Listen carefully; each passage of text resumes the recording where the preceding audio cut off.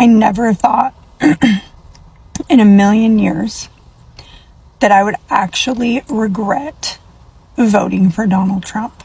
They voted for a fucking racist. You voted for someone who is going to bring back Yahtzee Germany. You guys are the problem. You are the ones who are going to make this nation go to shit. If it is not already there already because of you white women who don't care. God, we are the white women who give a fucking damn about this country. We are the ones who voted for love and inclusivity. You guys voted for a racist. You voted for a racist! I realize most women who voted for Donald Trump don't think we're going to get a national abortion ban. They don't understand that tariffs are put on U.S. citizens, not on China, and that will mean skyrocketing prices for us at home. They don't understand that their taxes are going to go up because they make under $3 million a year. They don't understand that Project 2025 wants to do away with no-fault divorce, contraceptives. It wants to make those smutty romance novels you read a crime to possess. I know most of you thought uncritically that when you voted for Trump, you were going to have more financial security and prosperity, that you were going to see the greatness of America restored. But what you thought you were voting for is not what you're going to get. And the reality of who you put in control of our nation is going to become startlingly apparent to you over the next several months. And I hope you get every single thing that you actually voted for. I hope you experience all of it. If you're like, I don't understand why women are crying today, it's because people voted for a man who has sexually abused women, who put her rights on the line last time he was president. And women have been dying in certain states because of what he did.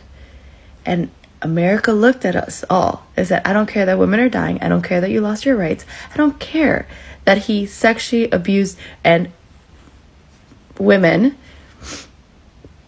I don't care that he did that. I will vote because they want to make America great again. When all he's doing is taking away our rights and showing young men that it's okay to do all that. If you have enough money, you can fucking get away with it. So fucking sad. It's a sad fucking day to be a woman in America. Hey, I got a message for all y'all black women who are supporting Donald Trump. I said my script wrong. Sorry about that. I don't think there's any black women supporting Donald Trump. To all y'all white women who are supporting Donald Trump. Next time one of those Democrats says to you, give me one reason why you're supporting Donald Trump, I'm going to give you a bunch of answers you can give them. Let's start out with, I support Donald Trump because I believe women should not have the right to vote and that a woman should stay in the house with an abusive husband for the sake of the children. And I support Donald Trump because I believe women should not have any choice with what to do about their bodies. Those decisions ought to be made by middle-aged white men who have no degree in medicine. They should be making clinical decisions about women's bodies. And I support Donald Trump because he thinks people who commit incest and sexual assault, they should have more rights than the young girls who might be their victims. Those young girls, even if they're 10 or 11 or 12 years old, they should have to keep an unwanted pregnancy. Just because they should.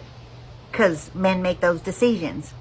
And finally, I think, there's more than just finally. I think I support Donald Trump because women should be able to hold jobs and make about a third of what men make for doing the same job. And then here's a good one. I support Donald Trump because I believe that white people should have more rights than people of color. Especially Latinos, because they're all just criminals and mentally insane people. And, it's much easier to just keep it to one thing. I support Donald Trump because just like him, I am a racist and I'm a misogynist and I am a homophobe and I think we should stop teaching history about slavery because it never happened in the United States. White people are superior. Everybody else is bad, including people of different religions than Christianity. I'm all in good fun. MAGA women are not realizing that they voted against their own interest. They never expected things to turn out like this, as some say that they have lost their jobs, others are struggling with rising bills, others have lost benefits, others have been denied medical care, but they did this to themselves despite all the warnings. So let's have a look. Please like and share the video and let me know thoughts in the comments, alright? Let's get into it. But let me talk for just a minute about something I do know about. White women who voted for Trump. I'm surrounded by them, I know them, I'm related to them. And they fall into 4 categories for me, or cohorts. Now, this is just my observation, not at all scientific. Number 1, these are wealthy and well-connected women, and they voted for tax cuts. Number 2 are the true believers or the indoctrinated. These are women who have spent their lives in church. They don't believe that women should be in positions of power, and they will always vote against abortion. Number 3 are the pick-me women. I don't use that word lightly because I know sometimes misogynists use it against women. But these are women who think they're going to be exempt from Trump policies. They think their proximity to men in power will give them power. The last cohort is the ignorant. And I don't mean stupid, I mean people who are lacking knowledge, lacking facts. I'm not making excuses for any of these women. They're about to find out. I keep hearing people say white women are so silly to vote for Trump. They're voting against their best interest. And I paused every time I heard that because I was like, they're not voting against their best interest. They're voting exactly for the person that is going to make sure, embolden them to continue to control other people's bodies, right? That is a major facet of white supremacy. And I was listening to Tressie McMillan Cotton today talk about how white women, white people do not vote to protect their best interests. They believe, because of the institution of white supremacy, that their best interests will inevitably just be protected. What they vote for is to control other people's bodies. And I was just like, yes, because if you think about it, Susan B. Anthony had black friends. It said, I will cut off this right arm of mine. I will cut it off before I give black people the right to vote. If you've ever worked in a corporate space, nonprofit space, where there was a black boss or a black person in power and they had white subordinates, have you ever seen how white people react to a black boss or a black person in power? It is all inside of the fact that they can't control them. If you've ever gone to Target or any convenience store, or even a restaurant, and asked a question as a black person and the white person was able to tell you no, I always notice that there is glee in a white person's eyes when they can tell a black person no. So all of this is around control. All of this is around being able to determine other people's destiny that doesn't impact white people's view of who a human is, who is worthy of life, right? That's also why there is such a surge in transphobia, right? That was a main platform for the Republican Party, was to be transphobic. People who don't even live in this country, J.K. Rowling, I believe lives in the UK, right, was incredibly transphobic around the Olympics. There's so many people who are interested in dictating whose bodies even can participate in something as silly as a fucking sport. Even the police, right? White people love to call the police on black people because they are not falling in line in the ways that they want them to. They're being too loud. They are walking in their neighborhoods. They are disrupting whatever arbitrary rule that they have for how to be in society that only applies to black and non-black people of color, never to them. So it's all about control, and it's all about putting the person in power who's going to give them that level of control. Obviously, this isn't the only answer. This isn't the only reason why Trump is president, but I think this is a big one. The reason so many women voted for Trump is because they are evangelicals and go to church where they hear hateful rhetoric against women every single week. So I grew up in conservative Christianity and evangelicalism. I was in the same circles of people who wrote Project 2025, and I went to their colleges, their events, like I was in it. And basically, the majority of America, especially when you go into the South and Midwest, attend church, like the far majority. And one of the biggest denominations and sects of Christianity in America is evangelicalism.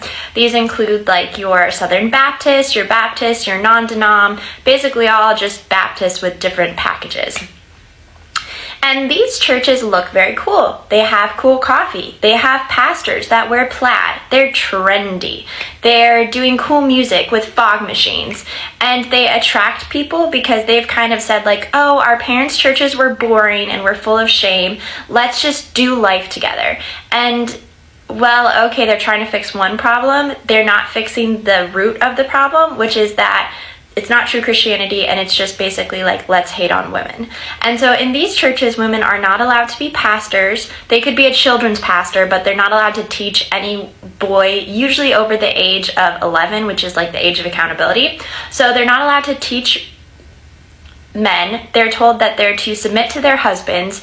They're told that the reason the earth is bad is because of a woman, because of Eve. They're told that all the worst characters in the Bible, Jezebel and all of that, were women. And basically, even though they're not directly told like, we hate women, that's definitely the underlying messages when you look at the marriage books that they do and the things they believe and what women can or cannot do. And so Trump talking about this is not new to them. It's not that shocking because it's literally the same things they believe. It's just like said a little bit louder or in a more crass way, but at the root, it's what women are taught to believe. And I'm not even getting into the grape culture in church because that is huge, and women are just kind of expected to be graped if they don't dress modestly. And so this is why so many evangelicals do not care that Trump is so crass, because it's the same beliefs that they have. So I love this comment. I love this fact because I have a hypothesis about that group of women. And that hypothesis is this, is that some of those women are running around with a Medicaid card in their pocketbook. Some of those women are running around with an EBT card in their pocketbook. Medicaid cards and EBT cards that they don't want anyone to know about. Some of those women have no idea what the Affordable Care Act is. Some of those women have no idea what Medicaid is called in their state. And they are about to get smashed. Because they believed him. They believed him when he said they would lower their rent. He believed him when he said that they would lower their car payment. They believed him when he said he would lower grocery store prices. And so they're just like on the inside, hoping life will get better. And it is not. It's about to get much, much worse. And some of these women, are excited because of their proximity to white power. And to you, I say good luck. Just good luck with that in general. Gross. I don't know. It'll be interesting because right now they're cheering, but in 6 months, I think they're going to be crying. I think they're going to be crying on the inside because reality will have hit. And they will do their very best to keep up these appearances that they have. And then their world will crumble. And I'm here for it. I'm okay with it. This is what you wanted. Thoughts and tariffs. While the rest of us create a community and a vibe that's here to help and protect and lift up. For us, not for them. Not for them. All right. Have a great day. Every election has consequences. Campaign promises may sound exciting, like make America great again, put America first, but the real test begins after the election is over. That's when the policies begin to affect people's lives. But for 4 years, many Americans, they vote based on slogans, party loyalty, or even culture wars. And many believed they were voting to protect America, They believed prices would come down, jobs would increase, and life would become easier. Some people say that they have lost their jobs because businesses became more expensive to operate. Others say they can no longer afford groceries the way they used to, you see. We also have plenty of women who say that they have had to cut meals, skipping breakfast or dinner so their children can eat. Others say that they struggle every month deciding which bill to pay, whether to pay rent, electricity, or even buy food, you see. We are also seeing plenty of women who are crying online, saying that they have lost social programs like SNAP, you see. I saw a story of a woman in Iowa who was saying that she was denied medical care even after the fetus was life-threatening. But she did this to herself. She voted against her own interest and against the interest of millions of other women who did not vote for this. But many people were warned before the election, but many people were too ignorant. Even Kamala Harris, she pointed out clearly about everything that is happening now, about the tariffs and how they were going to affect businesses. But many people, they mocked all her warnings and voted for Trump, you see. But many are now beginning to realize that elections are very important and every policy affects real people, you see. This should be a lesson to everybody that don't vote based on emotion, anger, or even slogans. Understand what policies might mean for your family and other families too before casting a vote.